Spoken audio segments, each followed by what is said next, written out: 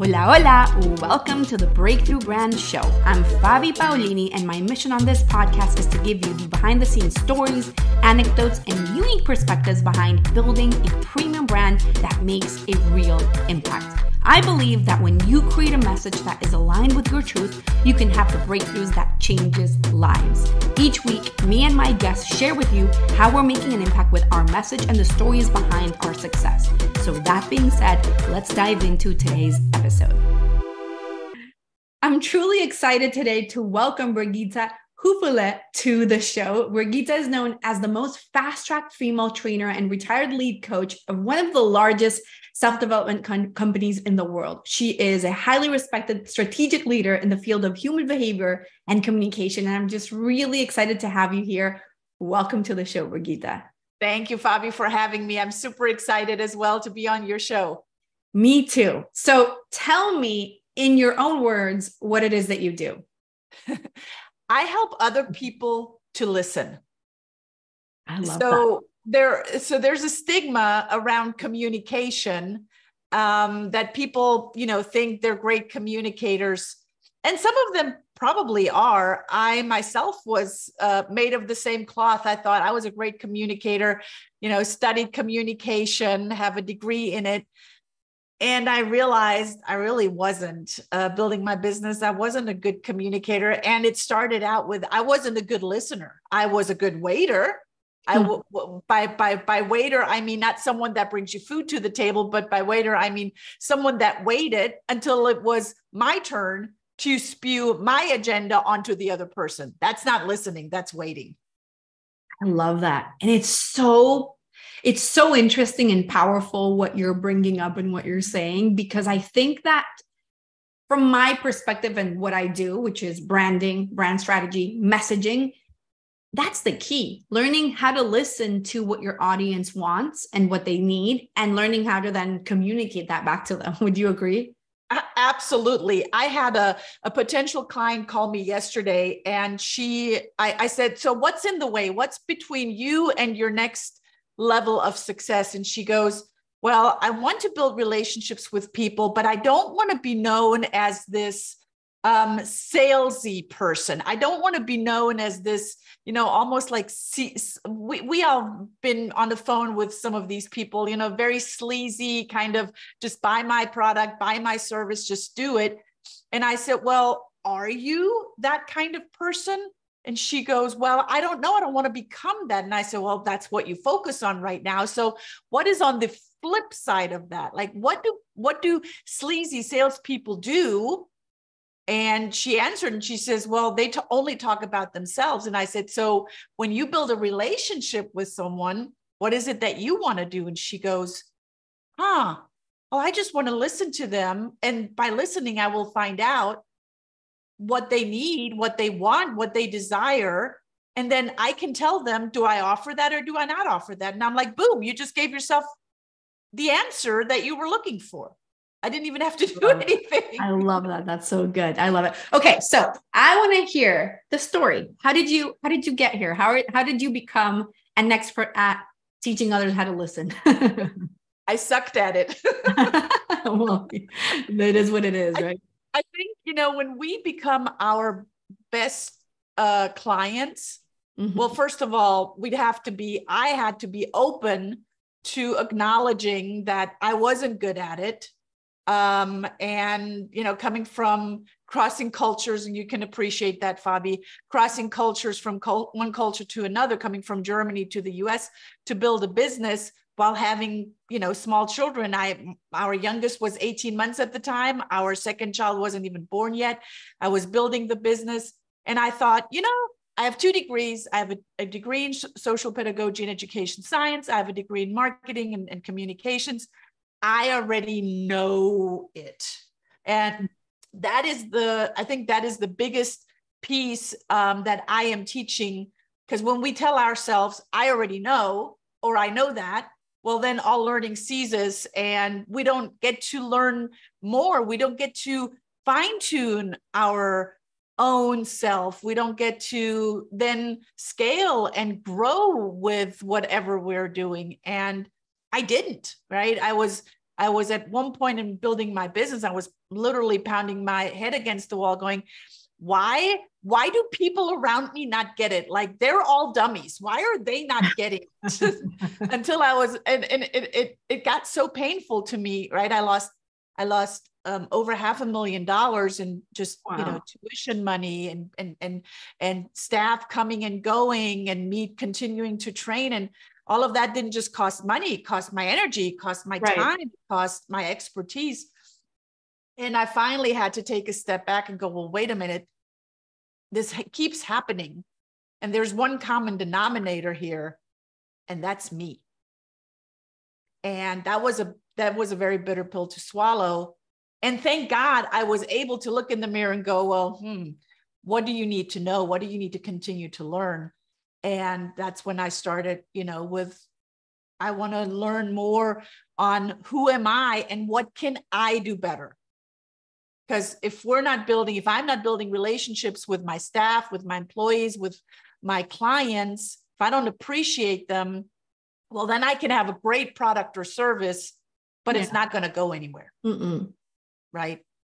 So that's when I started really to pour into myself, become a better version of myself. And that's how I got kind of scouted by the largest self-development company in the world. At that time, I started building their coaching program. And, all of that sounds great. It wasn't all that shiny at the time. I can imagine. It wasn't all that glamorous at the time, but it really helped me shape into the person that I am today. And Fabi, I'll be really honest with you. My children were little at the time. My husband was building his business. It was rough. And looking back, sometimes I just wish I could turn back the time and have that time that I missed with my family back. I will never get that time back, and it hurts. It's so funny, Brigitta. And I'm kind of going to get personal with you here because it's so funny how the universe works and how we get and hear the things that we need to hear, right? I'm preparing a launch that's going to happen next week. And as I was writing for it, I was talking to my coach on Friday, and we were having this conversation, almost what we're talking about here. And there was a moment in my business where I felt a few years ago, like it was so frustrating, right? I'm doing all the things, I'm taking all the action, I'm implementing, I'm hiring the coaches, I'm investing in ads, I'm doing everything. Why are things not moving faster? And I knew within my heart that I was meant to succeed. And I had this internal contradiction constantly of feeling like, I wish I could just skip this part. I wish I could just go straight to the end. But I knew that me skipping this part meant that I was also going to skip my kids growing up, because I have 3 little girls. And that constant pull and feeling like I want this to go faster, but I don't want them to grow up, was always there, present for me. And I kind of love what you're saying, because I've always thought to myself, and even as I'm preparing the launch, this is part of the things I'm going to talk about. It's, there's going to be a moment in your life when you're going to look back at this time and realize that this is the most important moment of your life. And I don't know who I heard this from. I think it was like Alex Hormozy or somebody, like randomly in a video. He said something like, when you're 95 and you're about to die, you would give up the millions of dollars that you've made, like all of it, you would give it up in a heartbeat to be back at this moment right now where you're like in the hustle mode or building your business or whatever, right? To be more present. So I love so much what you said on more levels that you can imagine. And I feel it too. And I understand it. And I think that I feel like I'm like, this is your interview and I'm going to take over, but I need to add to this. I feel like what you just said is so important, that we think it's about the doing and it's really about the being.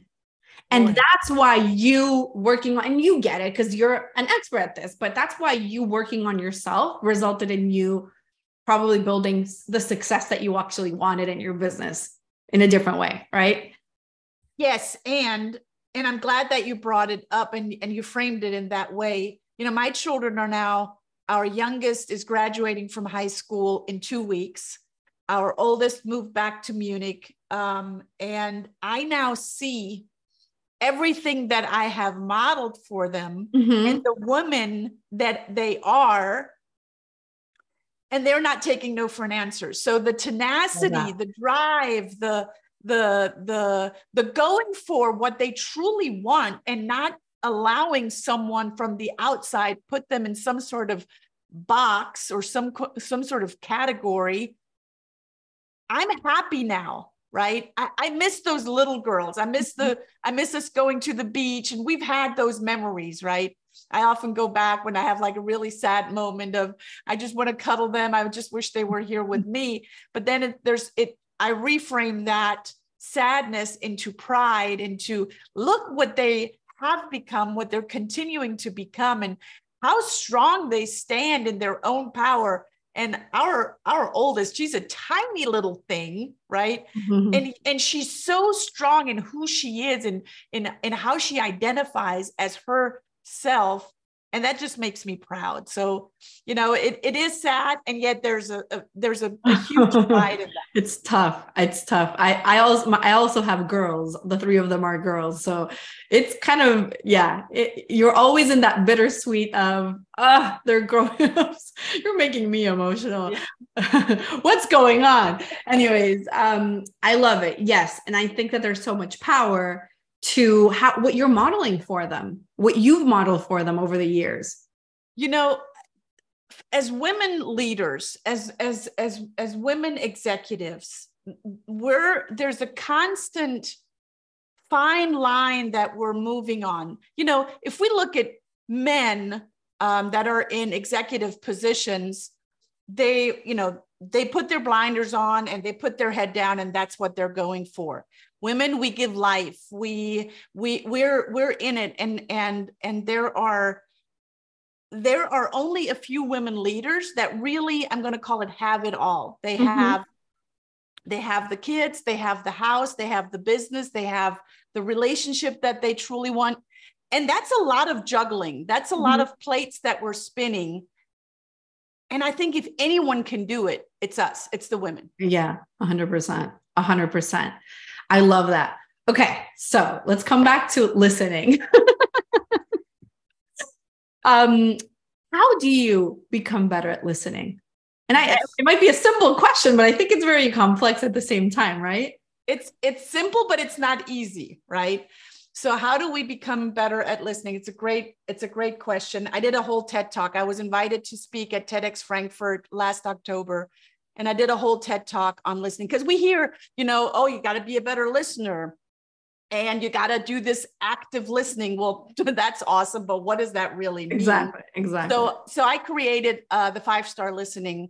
And what it truly means is first of all, you got to be present. If you're not present, if you're thinking about, what's the next witty thing I can say? What would they be interested? What can I share with them? Well, then you're not present, then in your head, and you're going in your own agenda, and you're listening from your own bias, right? So shutting off the little, munchkins that are living in our head, and just be present, and maybe even taking notes. And here are the 5 points to the star. So the listening to the words. What words are people, or is the person that you're listening to maybe even habitually using, and then weaving that in when you talk to them.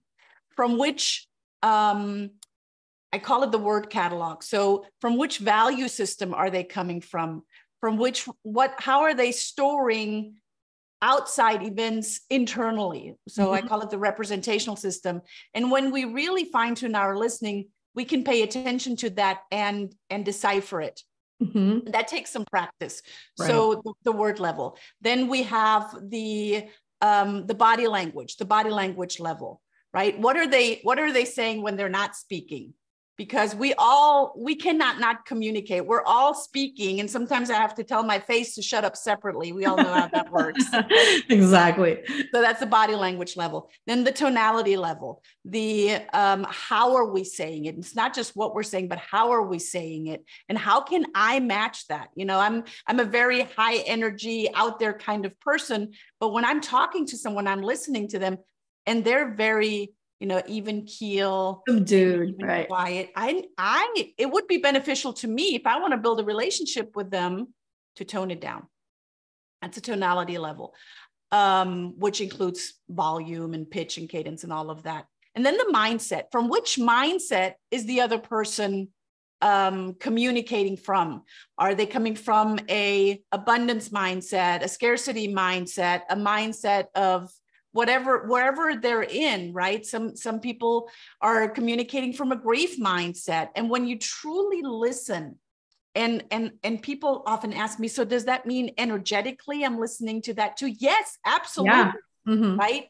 So and it's so necessary that you're present for that. So from which mindset are they listening? Are they communicating from? Because they're going to give you all of those little nuances and data points. But in order to pick them up, you got to be present. And then the fifth one is the purpose level. For what purpose are they communicating? With what outcome are they communicating? And then on the flip side, with which outcome are you communicating? Is it just a win? Mm-hmm. That means, you know, if I'm communicating and I'm not bringing any value, I'm not being of service to the others, well, then I'm communicating for my own ego, and that is a one win. And that's where the sleaziness comes in again, right? But then we also look at the win-win. Mm-hmm. Are you winning? Am I winning? Now it's a win-win. It's a double win. Well, that's awesome. But I really look at, are we creating a win-win-win communication? Are we listening from a win-win-win, and are we communicating in a win-win-win? And that means when we have as the outcome a win-win-win, it is a win for you, it's a win for me, and it's a win for your family wins, your company wins, your community wins. I benefit from it. So it's this greater, we often hear it, this greater ripple effect. And that is the purpose level of the win-win-win. So that's the five points to that star. I love that. You know, it's so interesting. I feel like there's so many implications to what you just shared on so many different levels in business. Like I could see it very clearly in terms of messaging, which is what my expertise is, and how to build a message that you're speaking to in every way, right? You're speaking to the right person through the words. I mean, because obviously we want them to listen to us too, right? So we're thinking about the words, we're thinking about the nonverbal, we're thinking about the mindset, we're thinking all these different pieces. Also, we're listening to our audience as well in the same way. But then I would imagine that in a sales conversation, this is particularly real, or even sometimes not necessarily a sales conversation. It might be in a relationship building conversation or networking conversation. I feel like the implications or the positive consequences of this are massive, right? You know, Fabi, it's funny that you say that. Well, it's interesting that you say that. And when I'm invited to do a keynote, I often start with a question to the audience, and I say, how many of you are in sales, right? And I raise my hand, and I'm looking who else raises their hand. And then I say, that was actually a trick question. We're all in sales. Exactly. Yeah. I bet you are selling the idea to your children of cleaning up their room, of, eating less candy and more broccoli or whatever it is. We are selling an opinion or an idea to a spouse, to a partner, to a superior, to whatever it is who you're communicating with. We're all in sales. Exactly. 100%. We absolutely are. In every single conversation probably that we have, there's always an intention, right? Not necessarily in a manipulative way at all, obviously, but there's always an intention. So let me ask you, Brigitta, how has listening better or becoming a better listener impacted your own business and your own life? Yeah. Well, first of all, becoming a better listener has helped me to not just keep my staff at a constant and not losing clients, but actually gaining clients through that. but it helped me with my children. It helped me with my husband. There was a time, I'm not going to sugarcoat it, Fabi. We've been now married for 21 years. That's hard, right? At 21 years, there's a breaking point where you're like, should I stay or should I go? That starts with me. So it has helped me not just in my business, it helped me to tell the stories to the people that come to me, that I mentor, that I coach, that are taking our certification programs, to really make a point that they're like, oh, this is not just listening on a superficial level of the words that someone is saying. Because, there's a difference between signal and noise, because often we're trained, we're programmed to listen to the noise, but there's signal, there's data points, there's information that we're truly listening on these 5 levels that I just described. So again, there's that ripple effect. It didn't just help me in my business, but again, I am modeling for others. I am showcasing for others what's possible. And I'm out of the day-to-day operation of that business. So we grew, just to give you some numbers, when we came to the United States, we initially had 3 students. And we grew that to 75. And then I hired a whole team, and I said, I'm out of the day-to-day operations. That team has now grown the business to 125 students. We're going to 250. I'm out of the day-to-day operations. That's amazing. And that allowed me to start or buy a whole nother business, because I found, listening again to, how people are wired. When I started working in education and building a school, I realized children are innocent by nature. It's the adults around them that either shape them or screw them up, if we want to or not, right? Including myself. So I started educating adults. And when I took myself out of the day-to-day operations, I was approached by someone from the self-development world. And they said, I've been watching you the last few years, and I want to offer you an opportunity of a lifetime to buy my business that was established since 1986. And I'm like, wow. I really wasn't looking at buying another brick and mortar. I was not. I was a little burned out, to be honest. But you know what? When the universe plays something in your lap, you look at it. And I did. Exactly. And I'm glad I did. I love that. Well, tell me about what your programs look like right now. What is it that you sell? How do you support people? How do you work with them? So I certify others in the methodology of neurolinguistic programming. Okay. That is mostly 7-figure income earners that have their own business, or executive leaders or organizational trainers. So if there's there's a large organization and they have a corporate trainer that will then train everyone in the organization, that's who I certify and train. And then I train coaches. Now, here's the thing: over the pandemic, everyone and their uncle thought it was a great idea to become a coach. I am accredited through the International Coaching Federation. I sit on the board of ICF Georgia, and I am a stickler for vetting people when they say they're coaches, and then making sure that they're certified through the right agencies. I love that. That's amazing. Well, it sounds absolutely incredible. So usually I ask people a similar question. I feel like it's been kind of obvious through our conversation. Usually I ask them, how do they prioritize personal development in their own life and business to build success? We've kind of covered this somehow in one way or another, but still, I do want to hear, how does that look like on a day-to-day schedule for you? And why is it important? I mean, I know it feel like I'm preaching to the choir, but I still want to hear your opinion. Yes. And it's so important. So the priority looks like this: family, personal development, and self-care, and then business. And I get everything every day. So I get what you're saying. While my daughter's still in school, I wake her up and we get to spend maybe just a few minutes in the morning, but that's something that I still cherish very much. On a day-to-day basis, I read, I listen, I continue to pour into myself. I go to courses. I continue to go to courses because when I'm teaching that leaders are learners, and I am not modeling that, yes, it would be incongruent. It would be out of integrity, right?